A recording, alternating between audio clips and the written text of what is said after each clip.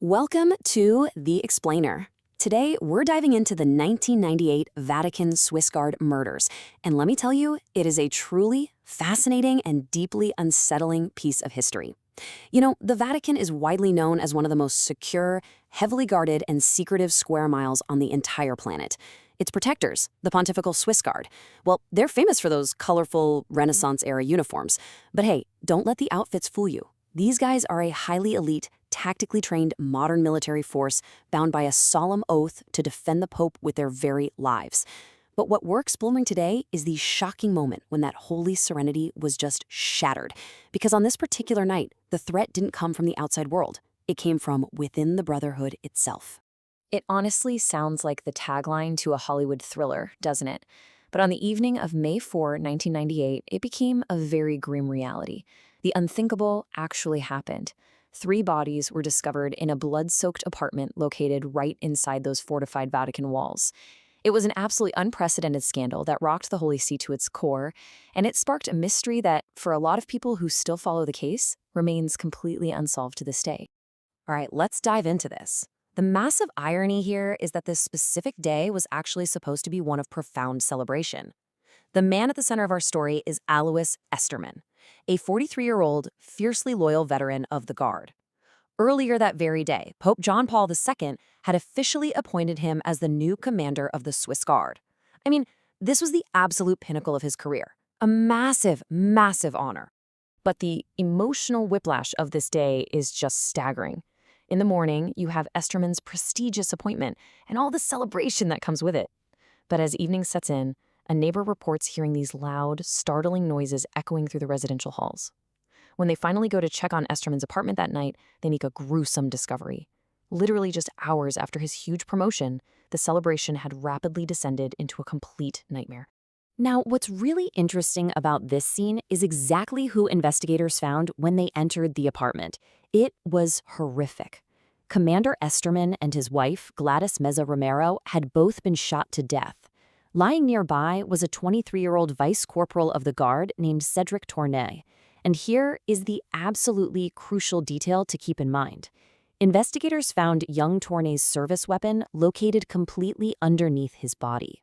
Normally, right, for a crime of this magnitude, one involving the brand new head of a state security force, you'd expect a massive, prolonged investigation. But the immediate aftermath here played out very differently. Within just hours of the discovery, and notably before any kind of extensive independent forensic investigation could even be completed, the Vatican issued its official conclusion to the public. And, you know, when an institution built on faith acts with that level of extreme haste and secrecy, it immediately raises some massive red flags for the public. The official narrative was just pushed out immediately. The Vatican firmly, unequivocally declared this whole tragic event a murder-suicide, laying the blame entirely at the feet of the young Vice Corporal Cédric Tornay. To back up this conclusion, they provided a very specific chain of events. The Vatican's claimed motive was that Tornay was furious because Estermann had recently reprimanded him and actually denied him a prestigious military medal. Driven by a sudden, intense fit of madness over this slight, Tornay supposedly burst into the apartment, executed his new commander and his wife in cold blood, and then turned the gun on himself. So it's a tragic but seemingly straightforward explanation. A neat, tidy bow on a truly horrific event. Case closed, right? Well, not exactly. Because almost immediately after those initial press conferences, independent investigators and journalists began scrutinizing the details, and they started punching some pretty massive holes in this neat official narrative. The skepticism surrounding the official story grew like wildfire. And it's super important to note that one of the loudest, most persistent voices challenging these press releases wasn't just a random journalist. It was actually Cédric Tornay's own mother. She, alongside various forensic experts, began pointing out evidence that simply didn't align with a straightforward murder-suicide. Let's walk through these 4 glaring forensic and circumstantial anomalies, because they're fascinating. First up, ballistics. Leaked autopsy reports suggested the fatal bullet in Tornay's head entered at an angle that would have been practically impossible for him to inflict on himself, especially given the size of his bulky service pistol. Second, the timeline had huge gaps, including rumors of an unexplained 4th person seen leaving the area. Third, independent experts really questioned the positions of the bodies and the blood spatter patterns, suggesting the physical scene might have actually been staged. And fourth, a highly contested suicide note. And this brilliantly illustrates just how messy things got. The Vatican had produced a letter, supposedly written by Tornay to his mother, to support their whole fit of madness theory. But his mother vehemently denied its authenticity. She argued that the handwriting didn't even match, but more importantly, she pointed out forced language and bizarre phrasing that she insisted her son would simply never, ever use in real life. So, with all these glaring anomalies out in the open, a huge void was left for folks who simply couldn't swallow the official narrative. And you know how it goes, nature abhors a vacuum, so alternative theories quickly emerged to fill that void. Now, just to be clear, as your explainer, I am strictly impartial here. We're just looking at what the source material reports. But we definitely need to explore what investigators and theorists posited when they totally rejected the official story. This brings us to the ultimate lingering question, doesn't it? If Tornay didn't do it, who did? Posing this opened the door to the two most prominent alternative explanations for the murders. And let me tell you, they read like something straight out of a Cold War espionage thriller. Two major theories emerged. First up is the Stasi spy theory.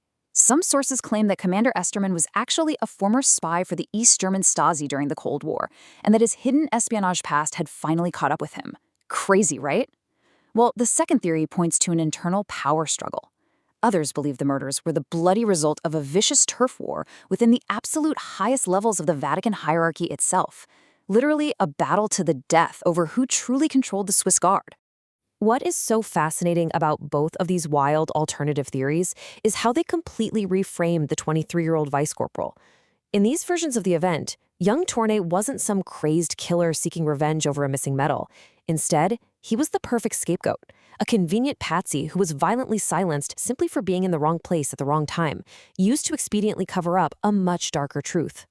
But despite the swirling questions, those leaked autopsies, and the persistent alternative theories, the year 1999 marked a definitive end to the investigation from the Vatican's perspective. That year, they formally closed the case. They locked away the complete files and stuck absolutely firmly to their original murder-suicide theory. But as you can imagine, for the families involved, this total lack of transparency has left a deep, open wound that really hasn't healed. Which brings us to the end of our explainer today, leaving us with a final, very provocative question. Was this simply a tragic case of workplace revenge fueled by a sudden fit of madness? Or did a professional hit squad operate inside the Pope's seemingly impenetrable fortress and actually get away with it? I really want to know how you interpret the evidence here. Drop your theories in the comments below. Thank you so much for joining me today to unpack this wild mystery, and as always, stay curious.